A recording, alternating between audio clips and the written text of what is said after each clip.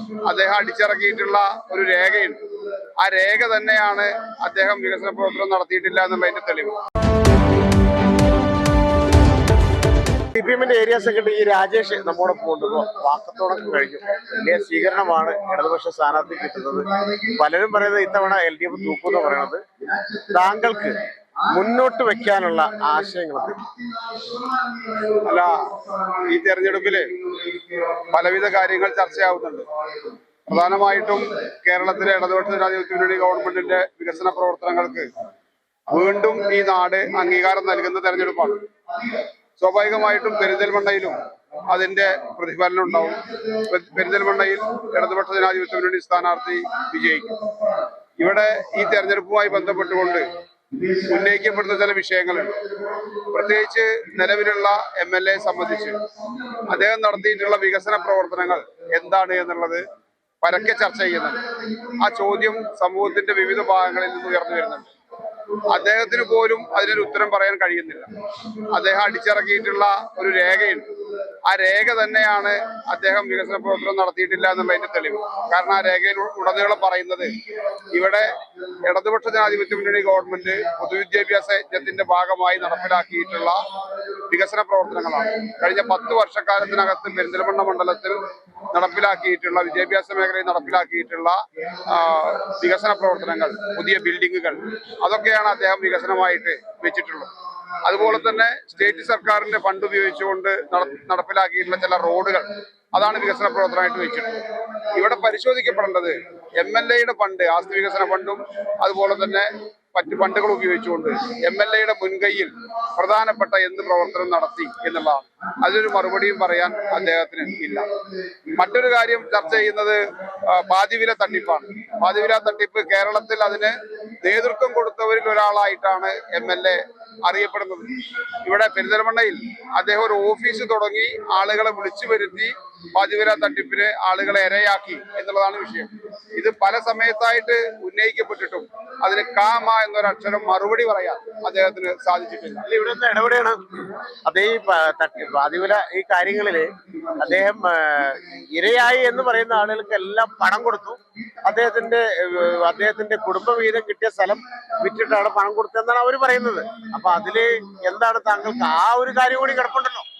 പാതിവില തട്ടിപ്പിന് ഇരയായിട്ടുള്ള ആളുകൾ പോലീസ് സ്റ്റേഷനിൽ പോയി പരാതി കൊടുത്ത് FIR ഇട്ട സമയത്താണ് ഈ ആളുകളെ വിളിച്ചിട്ട് അത് ഇരട്ടി പണം കൊടുത്തിട്ട് പിന്നെ ഒത്തുതീർപ്പാക്കുന്ന സാഹചര്യം ഉണ്ടായിട്ടുള്ളത്. അദ്ദേഹം പറയുന്നു ഭൂമി വിറ്റിട്ടാണ് കൊടുത്ത് എന്നുള്ളത് പറയുന്നു.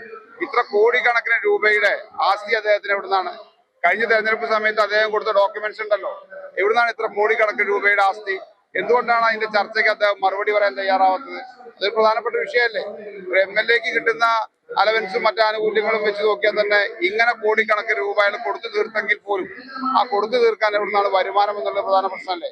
അദ്ദേഹം നടത്തുന്ന മറ്റു ചില ഇടപാടുകൾ, അതിനുവേണ്ടി നടത്തുന്ന പണപ്പിരിവുകൾ, ആ പണപ്പിരിവുകളുടെ രേഖ എന്തെങ്കിലും പുറത്തുവിടാൻ തയ്യാറുണ്ടോ? പല കാര്യങ്ങൾ അദ്ദേഹം ഇവിടെ ഏജൻസി രൂപത്തിൽ നടക്കുന്നുണ്ടല്ലോ, അതിനൊക്കെ പണം പിരിക്കുന്നുണ്ട്. ആ പണപ്പിരിവ് എങ്ങോട്ടാണ് പണം പോകുന്നത്? അദ്ദേഹം ഈ കൊടുത്തു തീർത്തു എന്ന് പറയുന്ന ആവശ്യത്തിന് വേണ്ടി, ഈ പാതിവില തട്ടിപ്പിന് ഇരയായിട്ടുള്ള ആളുകൾക്ക് കൊടുക്കാൻ വേണ്ടി ആ പണം ഉപയോഗിച്ചിട്ടുണ്ടോ? തുടങ്ങിയ കാര്യങ്ങളിലൊന്നും അദ്ദേഹത്തിനൊരു മറുപടിയും ഇല്ല, അദ്ദേഹത്തിന് ഒരു പ്രതികരണവും ഇല്ല.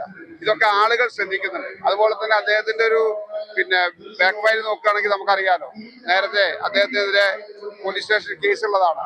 ഒരു പള്ളിക്ക് കല്ലെറിഞ്ഞു ഇല്ലാത്ത ആക്ഷേപം പറഞ്ഞ് കളവ് പ്രചരിപ്പിച്ച് സംഘർഷം ഉണ്ടാക്കാൻ വേണ്ടിയുള്ള ശ്രമം നടത്തി. ഇതൊക്കെയാണ് അദ്ദേഹത്തിന്റെ ഹിസ്റ്ററി എന്ന് പറയുന്നത്.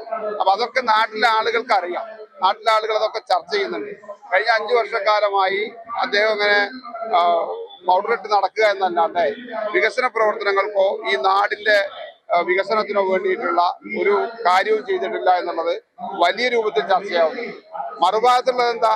ഇടതുപക്ഷ ജനാധിപത്യ മുന്നണിയുടെ ക്രിസ്റ്റൽ ക്ലിയർ ആയിട്ടുള്ള വികസന പ്രവർത്തനങ്ങളാണ്. ഇവിടെ ഏതൊരു പഞ്ചായത്തിലും, ഈ മണ്ഡലത്തിലെ ഏതൊരു പഞ്ചായത്തിൽ പോയി നിന്നിട്ടും നമുക്ക് കൃത്യമായിട്ട് ചൂണ്ടിക്കാണിക്കാൻ കഴിയും ഈ കാര്യം ഇടതുപക്ഷ ജനാധിപത്യ മുന്നണി കഴിഞ്ഞ 10 വർഷത്തിനകത്ത് കൊണ്ടുവന്നതാണ് എന്ന് കാണിക്കാൻ കഴിയും. അത് വിദ്യാഭ്യാസ മേഖലയിലാണെങ്കിലും ആരോഗ്യ മേഖലയിലാണെങ്കിലും പശ്ചാത്തല വികസന രംഗത്താണെങ്കിലും കേരളത്തിലുടനീളം അതുണ്ട്. അത് പെരിന്തൽമണ്ണ മണ്ഡലത്തിലുണ്ട്. അത് ചൂണ്ടിക്കാണിച്ചുകൊണ്ടാണ് ഞങ്ങൾ വോട്ട് ചോദിക്കുന്നത്. ഞങ്ങളിവിടെ ജനങ്ങളോട് വോട്ട് ചോദിക്കുന്നത്. ഇവർ പറയുന്നത് എന്താ? ഇവരുടെ പുതിയ UDF-ന്റെ പ്രകടന പത്രികയിൽ തന്നെ പറയുന്നത് എന്താ, എന്തോ ഒരു ഇന്ദിരാ ഗ്യാരണ്ടിയെ സംബന്ധിച്ചാണ്. ഇവിടെ 600 രൂപ പെൻഷൻ ഉണ്ടായിരുന്നത് 18 മാസക്കാലത്തെ കൊടുക്കാത്ത ഗവൺമെന്റാണ് UDF-ന്റെ ഗവൺമെന്റ്. അതിന് മുമ്പ് 28 മാസക്കാലത്തെ കുടിശ്ശികയാക്കിയിട്ടാണ് അതിന് മുമ്പത്തെ UDF ഗവൺമെന്റ് ഇറങ്ങിപ്പോയിട്ടുള്ളത്. ഇപ്പോഴത്തെ സാഹചര്യം എന്താ, 2000 രൂപ പെൻഷനാക്കി അഡ്വാൻസ് ആയി വീട്ടിൽ കൊണ്ടു കൊടുക്കുകയാണ്. ഇപ്പൊ ഈ മാസത്തിൽ 4000 രൂപ അടുത്ത മാസത്തെ കൂടി ചേർത്ത് കൊടുത്തിരിക്കുകയാണ്. അല്ല, ഈ പെൻഷൻ പദ്ധതി എന്ന് പറയുന്നത് സർക്കാരിൽ നിന്നുള്ള അർഹരായ ആളുകൾക്ക് കൊടുക്കുന്നു. ഈ തെരഞ്ഞെടുപ്പിനെ മുന്നിൽ കണ്ടാണ് ഇതൊക്കെയെന്നാണ് UDF-ന്റെ ആരോപണം. അത് UDF-ന്റെ ആരോപണം മാത്രല്ലേ, സർക്കാർ തെരഞ്ഞെടുപ്പ് മുന്നിൽ കണ്ടു കൊടുക്കുന്നതല്ല. അങ്ങനെയാണെങ്കിൽ അവരിറങ്ങി പോകുമ്പോ എന്താ കൊടുക്കാതിരുന്നത്?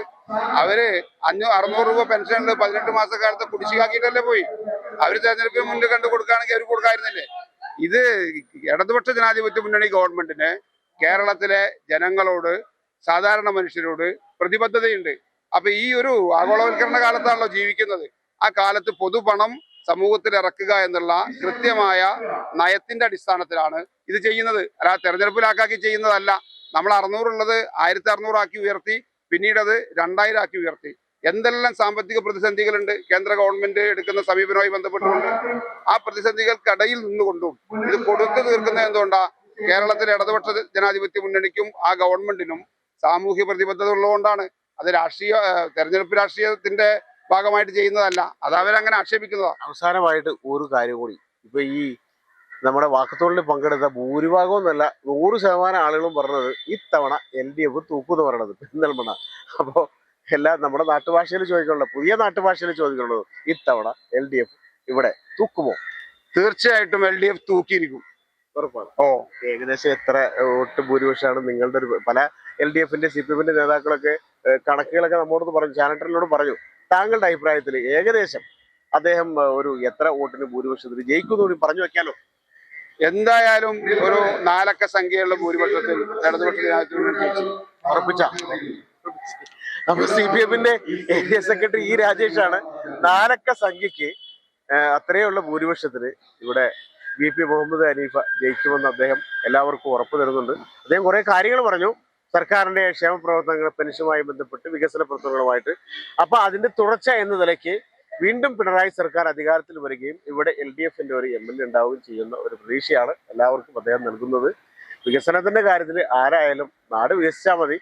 പിന്നെ തെരഞ്ഞെടുപ്പ് കഴിഞ്ഞിട്ടില്ല, ഫലം വരാനുണ്ട്. നമുക്കൊരു പണിയാം, ഫലം വരുന്നതുവരെ കാത്തിരിക്കാം. അതിലേ മാർഗമുള്ളൂ, ഫലം വരുന്നവരെ കാത്തിരിക്കാം.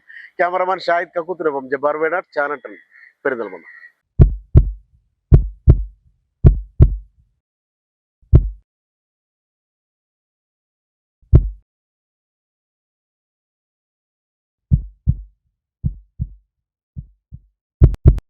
ജീവന്റെ തുടിപ്പ് നിലനിർത്തും സുരക്ഷിത കരങ്ങളിലൂടെ BKCC heart hospital, Manathumangalam, Ooty road, Perinthalmanna.